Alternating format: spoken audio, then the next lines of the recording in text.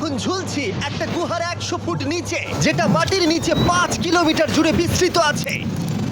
আর আমরা এটা পছন্দ করি বা না করি, যখনই আমি আর আমার বন্ধুরা মাটি টাচ করলাম, আমরা অফিসিয়ালি এখানে আগামী 7টা দিন কাটাতে চলেছি। বাবারে, এটা আমার জীবনে করা সবথেকে ভয়ঙ্কর জিনিস। প্রথমত, আমাদের এখন এখান থেকে অনেকটা দূরে যেতে হবে। কেন? যদি ঝড় বৃষ্টি হয় তাহলে এই পুরো জায়গাটা জলে ভরে যেতে পারে, আর সমুদ্রের মতো ঢেউ এসে সবাইকে ভাসিয়ে নিয়ে যেতে পারে। সেই জন্য আমাদের আরো ভিতরে যেতে হবে একটা বেস ক্যাম্প বানানোর জন্য। ভাই এটা পুরো পাগলাম। এটা একটা অন্য জগৎ মনে হচ্ছে। এই কেভ এন্ট্রান্সটা হয়তো দেখতে সুন্দর, কিন্তু দেখে যা মনে হচ্ছে আসলে তা নয়। আর আমরা হয়তো জানি না যে আগামী 7টা দিন আমাদের জীবনের সব থেকে কঠিন সময় হতে চলেছে। সব থেকে বাজে ডিসিশন। ঠিক আছে, আর কিছুক্ষণের মধ্যেই অন্ধকার হতে চলেছে। ক্যাম্প না করলে আমরা বিপদে পড়বো। আমরা কোথায় যাচ্ছি সেটা কি বলবে? আমাদের ক্যাম্প সেটআপের জন্য একটা ফ্ল্যাট গ্রাউন্ড খুঁজতেই হবে। কেভের ভেতরে ঢোকার পরে আমরা এমন একটা জায়গা খুঁজে পেলাম যেটা অনেকটা উঁচুতে থাকায় আমরা জল থেকে সুরক্ষিত থাকতে পারবো। তার মানে এটা ক্যাম্পের জন্য পারফেক্ট। পারফেক্টটা একটু বেশি হয়ে গেল। মোটামুটি বলা যেতে পারে। ঠিক আছে, ক্যাম্পের জন্য মোটামুটি। প্রথম দিনের বাকিটা আমরা কাটিয়ে দিলাম আমাদের জিনিসপত্র আনতে। প্রত্যেকটা ব্যাগের ওজন প্রায় 80 পাউন্ডস। আর যেমনটা তোমরা ফুটেজে দেখছো, আমরা এটা করতে 4 ঘন্টা লাগিয়ে দিলাম। এখান থেকে যাওয়া খুব কঠিন। তারপরে আমরা সবাই বেস ক্যাম্পে ফিরে গেলাম। ঠিক আছে, আমরা এখানে লাইট লাগিয়ে দিলাম। আমাদের সব জিনিসপত্র হোম বেসে চলে এসেছে। একটু ক্যামেরাটা ওদিকে দেখাবে? ওদিকটা কিন্তু ভয়ানক অন্ধকার, আর সবসময় এরকমই থাকবে। তাই আমরা ক্যাম্পিং গ্রাউন্ডের জন্য খুব বেশি কিছু করতে পারলাম না। কটা ফুটো করে দড়ি টাঙিয়ে দিলাম। এটা ধরো আর ওঠো দেখি। মনে হচ্ছে আমাদের হ্যামকগুলো ভালোই সাপোর্ট পাবে। আর তারপরে আমাদের সার্ভাইভাল গাইড জোয়ের সাহায্যে আমরা হ্যামক টাঙালাম। এই সরু দড়িটা আমার হ্যামকটাকে ধরে রাখবে। হ্যাঁ, ডিনার খেয়ে আমরা প্রথম রাত্রি ঠান্ডার জন্য তৈরি হলাম। আমি মিথ্যে কথা বলবো না, আমি যতটা ভেবেছিলাম তার থেকে এই হ্যামকটা অনেক বেশি কমফোর্টেবল। এই আমি তো আমার চমকেই হাতটা তো গেছিলাম। বড় কেন ভাই? এই কেভটা 2.5 কিলোমিটার ডিপ, আর আমরা এখন এন্ট্রান্সের কাছেই ক্যাম্পিং করছি। কাল আমরা অনেক কিছু এক্সপ্লোর করব।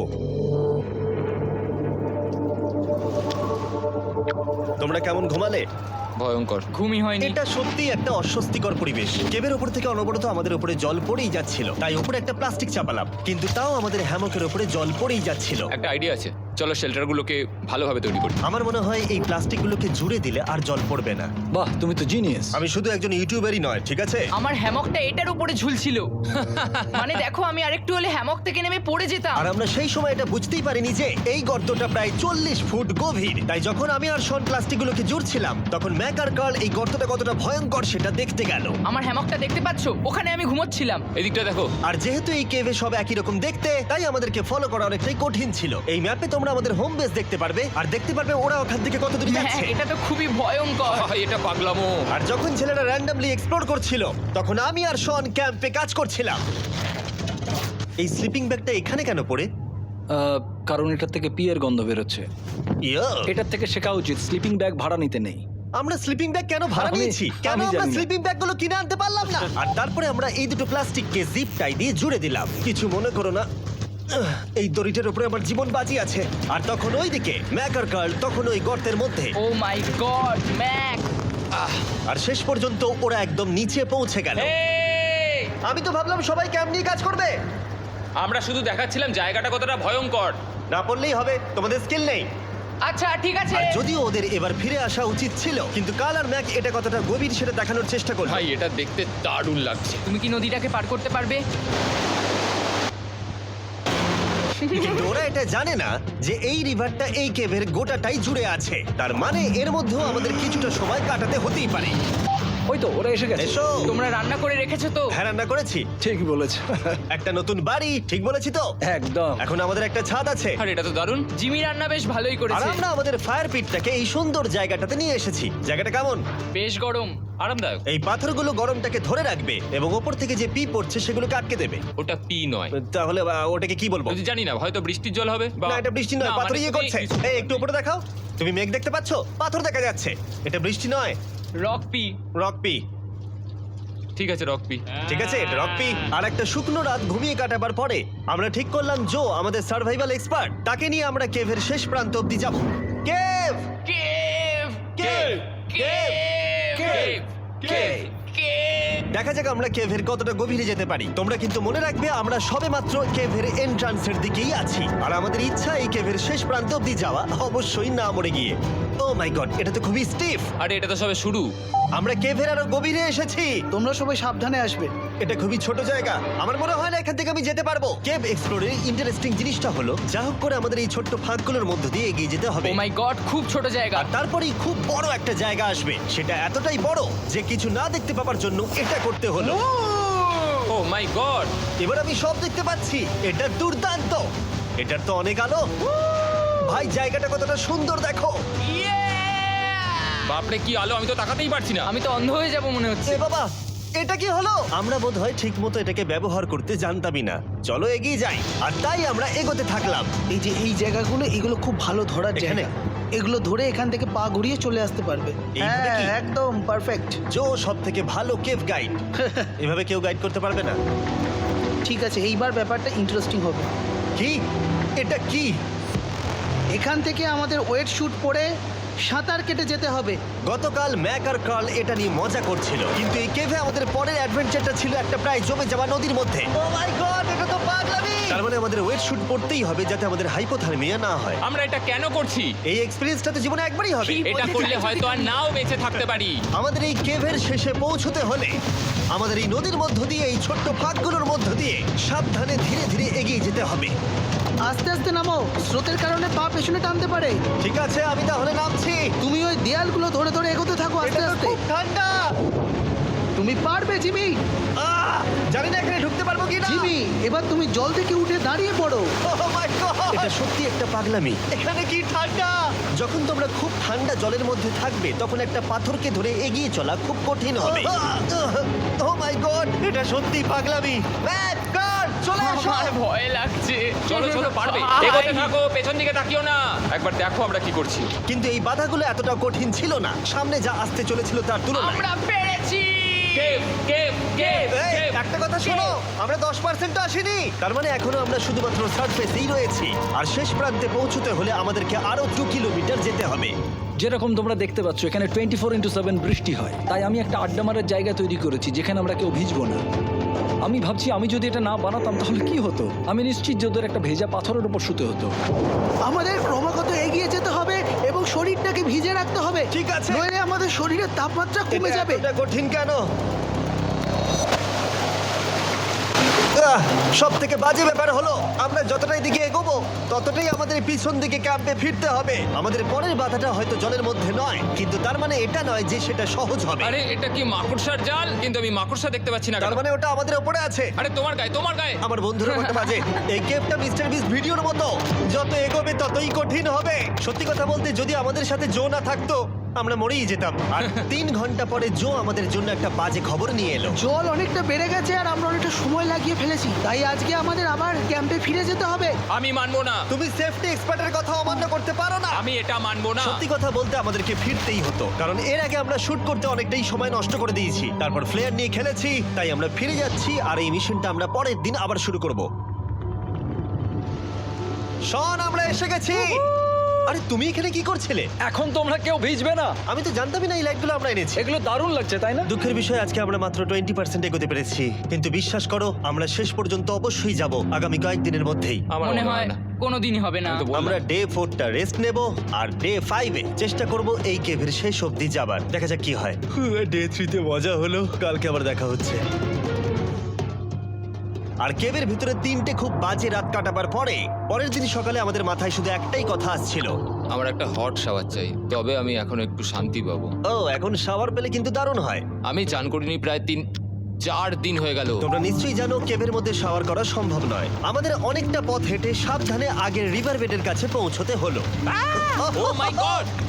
আমি আমার ব্রেনকে ফিল করতে পারছি। আমি এভাবে ব্রেনকে ফিল আমার করিনি। কপালটা জমে গেল পুরো। চলো ড্রোন দিয়ে মাথার চুলগুলো শুকিয়ে নি। এদিকে এসো ড্রোন। ও দাঁড়াও দাঁড়াও দাঁড়াও, এটা কিন্তু কাজ করছে। হ্যাঁ, দারুণ কাজ করছে। ড্রোন থাকতে হেয়ার ড্রায়ারের কি দরকার? আর চুল শুকানোর পর আমরা জোয়ের সাথে জার্নির প্ল্যান করতে বসলাম। এটা কি জো? এটাই কেভের ম্যাপ। আগেরবার আমাদের থামতে হয়েছিল কারণ জল খুব জোরে বইছিল। এখন বৃষ্টি কম হচ্ছে, তাই কালকে আমরা নিশ্চয়ই এই কেভের শেষে পৌঁছে যাব। এটা ভয়ঙ্কর হতে চলেছে। প্রথমে আমাদের কালকে যেখান দিয়ে গেলাম সেখান দিয়ে আগে যেতে হবে। জলের মধ্যে ঝাঁপ দিতে হবে এবং পাথর দেখে হাঁটতে হবে। এগুলো সবকটা আমরা যদি পার করতে পারি তাহলে আমরা গ্লো ওয়ার্ম চেম্বারে পৌঁছে যাব। কেমন দেখতে তুমি সেটা বলো না, আমি তোমাদেরকে সারপ্রাইজ দিতে চাই। আমার মনে হয় আমরা পারবো। ওইসব বাদ দাও, আমরা ঠিক কালকে পৌঁছে যাবো। কালকের প্ল্যান আমরা চক আউট করে নিয়েছি। আমরা রেস্ট করছি আর ফেস্টিভ্যাল স্মোর্টস খাচ্ছি আমাদের এনার্জি রিগেন করতে। সবাইকে চিয়ার্স। Yippee! জো এই প্রথমবার ফেস্টিভ্যাল ও, স্মোর্টস দারুণ। খাচ্ছে। জো সত্যি কথা বলবে। এটা দারুণ, তাহলে ভালো লাগলো? দারুণ লেগেছে। আমরা এই চকলেটটা আগে কেন বের করিনি? এটা এমনি চকলেটের থেকে 10 গুণ ভালো খেতে। সত্যি কথা বলতে তোমরা যদি ফেস্টিভ্যালের সাথে স্মোর্টস ট্রাই না করে থাকো তাহলে তোমরা মিস করছো। কালকে আমরা পুরো কেভটা এক্সপ্লোর করব, দেখা হচ্ছে। তাই আমরা ভালো করে ঘুমানোর চেষ্টা করলাম আর কালকের প্রিপারেশন নিলাম কেভের শেষে যাওয়ার জন্য। আমরা আমাদের জীবনের সবথেকে ডেঞ্জারাস জার্নি করতে চলেছি। ডে 3 এর অভিজ্ঞতা মাথায় রেখে আমরা কম শুট করেছি যাতে আমরা সামনের দিকে তাড়াতাড়ি এগোতে পারি। জলটা খুব ঠান্ডা হ্যাঁ, আগের দিনের মতোই, খুব ভালো। এই তো আর যাতে আমরা সবাই বেঁচে ফিরতে পারি তাই জো ছাড়াও আরেকজন সার্ভাইভাল এক্সপার্টকে আমরা নিয়ে এসেছিলাম। এখানেই আমরা ডে 3 তে আটকে গেছিলাম। এখন আমরা কি করব? এবারে আমরা অনেক তাড়াতাড়ি এসেছি। আমাদের পিছনে ঘন অন্ধকার, কোথায় যাব?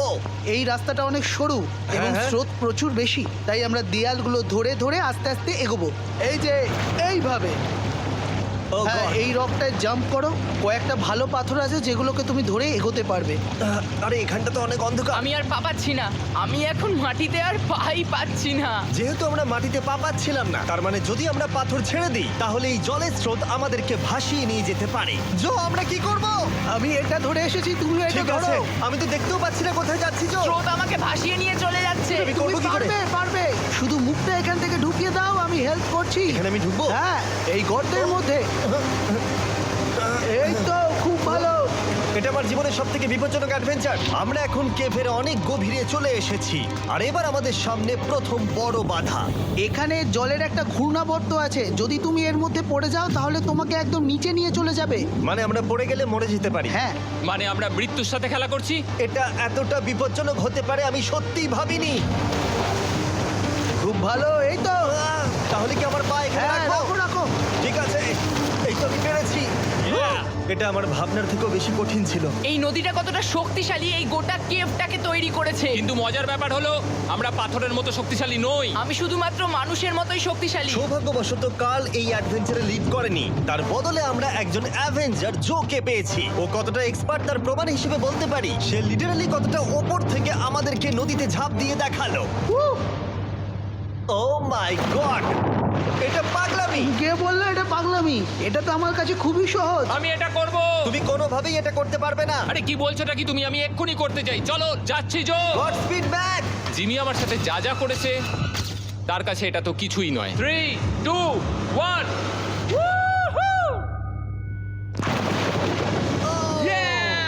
তুমি করবে? না, আমরা না এগুলো শেষ পর্যন্ত যেতে পারবো না।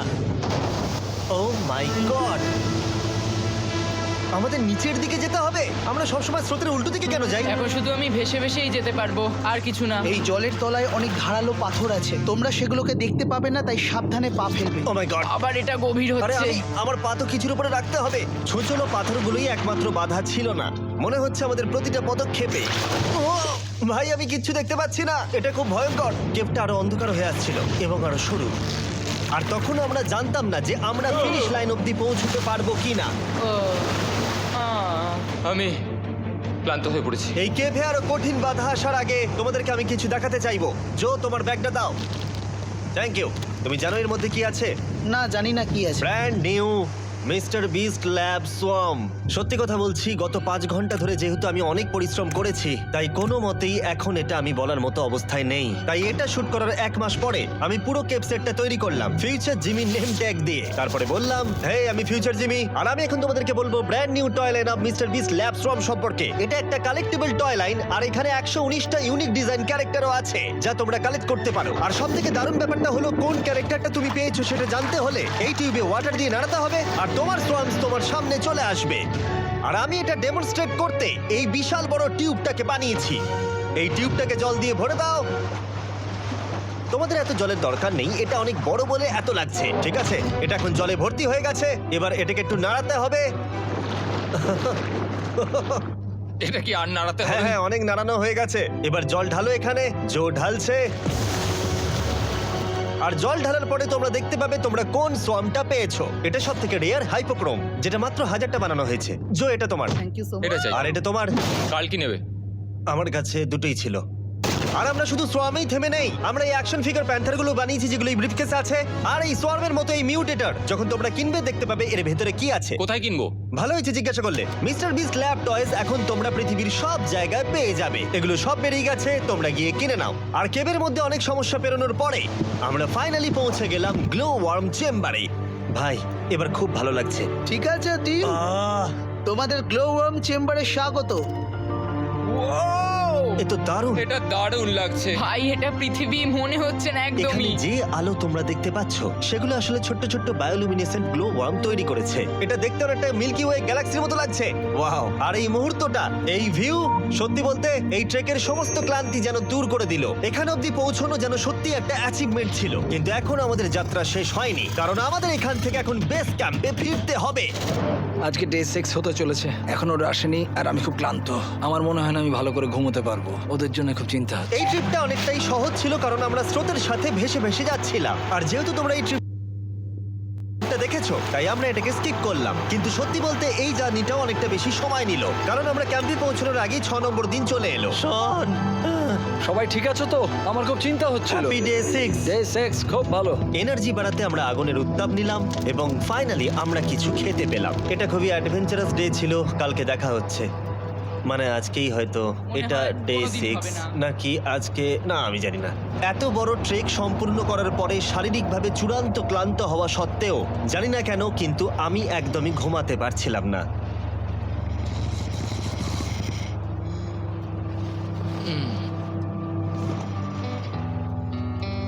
আমি 7 দিন সলিটারি কনফাইনমেন্টে কাটিয়েছি, কবরে কাটিয়েছি, 7 দিন রাফটে থেকেছি। কিন্তু সত্যি কথা বলতে এটা সবার থেকে বেশি কঠিন ছিল, কারণ সব সময় ভিজে, ঠান্ডা, প্রত্যেক মুহূর্তে এই পাথরগুলো শরীরে ব্যথা দিচ্ছে।